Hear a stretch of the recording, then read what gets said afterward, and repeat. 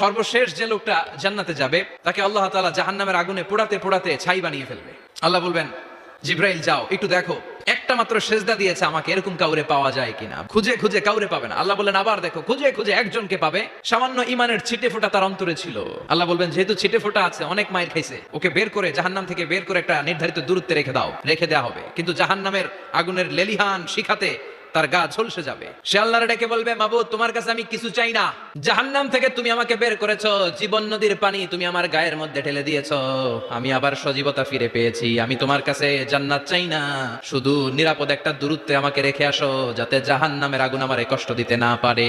আল্লাহ জিব্রাইলকে বলবেন যাও এমন দূরত্বে রাখো যাতে জাহান্নামের আগুন ওরে কষ্ট না দেয়, রেখে আসা হবে। অনেকদিন সে ওখানে আনন্দে থাকবে, আল্লাহ শুকরিয়া করবে, সে মনে মনে বলবে বেঁচে গিয়েছি আমি। অনেকদিন থাকার পরে মনে মনে ভাববে বাইসা তো গেছি, কিন্তু নতুন করে একটু ট্রাই করে দেখি। আল্লাহ আগেই বলে রাখে আমি কিন্তু জান্নাতে যেতে চাই না। আল্লাহ বলবেন কি চাও?